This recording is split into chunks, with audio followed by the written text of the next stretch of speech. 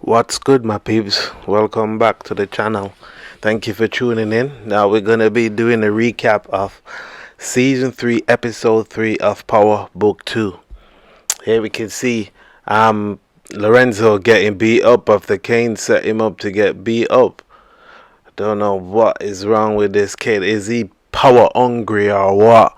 But he got his dad beat up. But we need to remember that Lorenzo also got Kane beat up, and I think he needed to get that beating for killing Zeke and getting Drew beat up.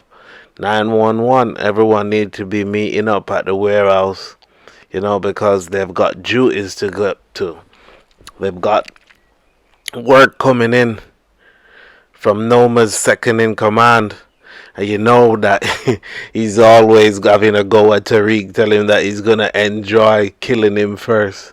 And that's when they showed them that all their family members who, even Tariq's grandma, it showed that it told her that if they don't get this product moving, he's gonna kill his grandma. Effie was the only person that he didn't have any family photos of, but he told her that he's gonna kill every single one of them. You know, but for her, these three still trying to get this Rico case off the ground. Jenny and Rodriguez and Detective Whitman, I don't know what they're on, but they don't seem to have anything on anybody. But they can continue trying. Same way Effie's telling Tariq that she wants to be selling at Stansfield. Told him that she stepped on the product because she need a little bit of extra money. So he asked her why she need that extra money. She's saying that she's got a figure in her head that she'd like to be above. And here's the title of this episode: Human Capital. So everyone was in the classroom. They had a little bit of conversation about it, where Diana pipes up, and when they ask her what she think about human capital, and she's like, when people use you, and then when they don't need you, when they can't use you no more, they get rid of you, which she made a reference to her family. So Sharif, here he is. Oh, it's funny. He's telling Diana that he Googled their family, and she's like, you didn't even have to Google them. You could have asked me, and I would have told you what happened, about them. Kane come to see Diana after finding out that Noma's second in command has got a photo and tell him that she's gonna die if they don't move this product. Here's where he tried to give her a gun to protect herself, and that's when she was telling him that she's got a job to go to, and gave her some money to sort herself out, so you can't leave her hanging like that. Davis McLean is trying so hard to get his brother out of jail because he knows that he's guilty and his brother is innocent. Monet goes to see David McLean to let him know that Detective Whitman came to her bar and been shaking her down, and he wants her to come in. RSJ, don't know if he's gonna be a new character, but it's somebody that Uncle Lucas has got his eye on, because he's regarded as one of the richest men in the world, so they need him as a client. Because he's a black man, he tried to recruit the black people in his company to come, and I can't remember what her name is. She was having none of it. His secretary, she was having none of it. Kiki, is that what she's called? I can't remember what she's called. And here, Uncle Lucas and Braden and Tariq are just waiting, and RSJ to come in, trying to play a bit smart and let him come over to them. So Tariq went and asked RSJ a bit about his speech, and this is when he said to him, why Uncle Lucas brought you there. And Tariq said, yeah, because I'm a black man and you're a black man, so we can appeal to each other.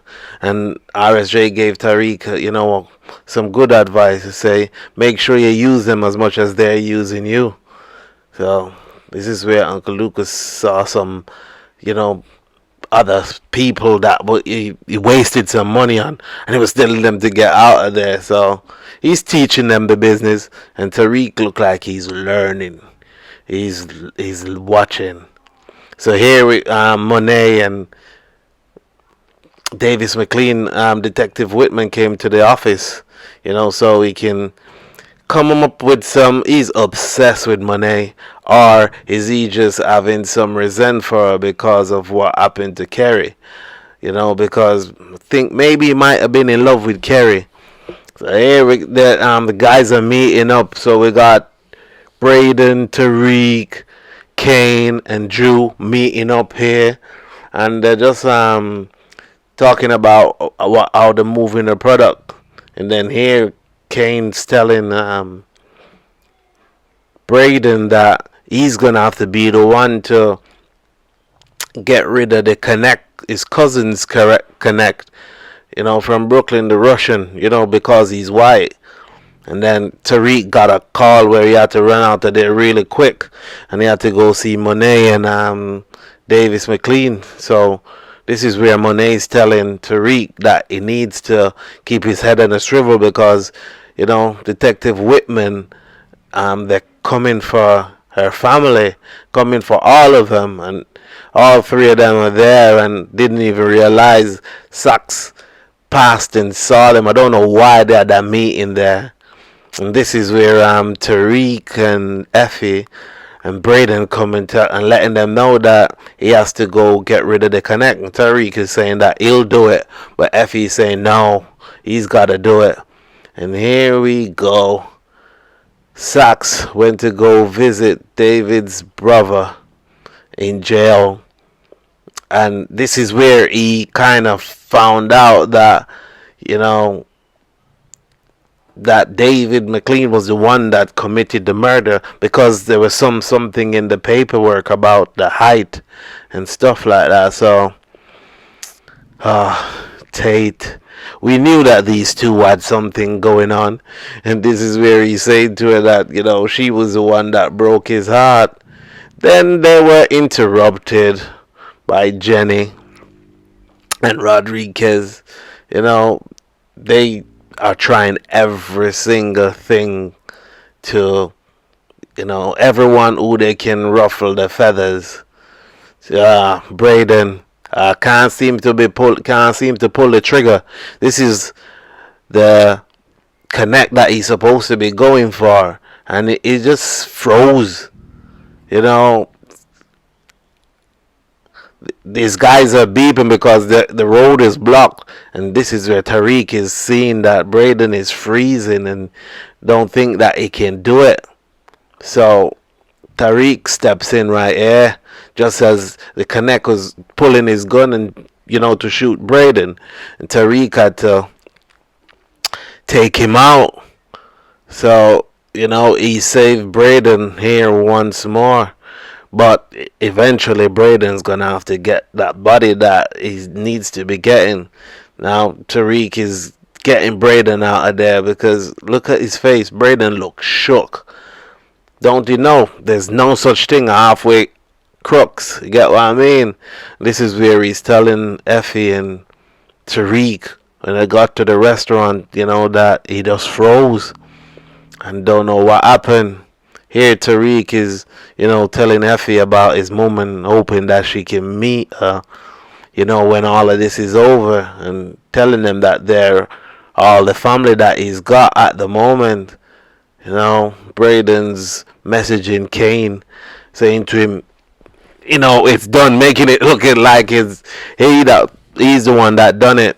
Here Sachs confronts David McLean and telling him that he knows that he's the one that his brother is doing the time for, and David McLean admitted it, and Sachs is saying that he will help him out.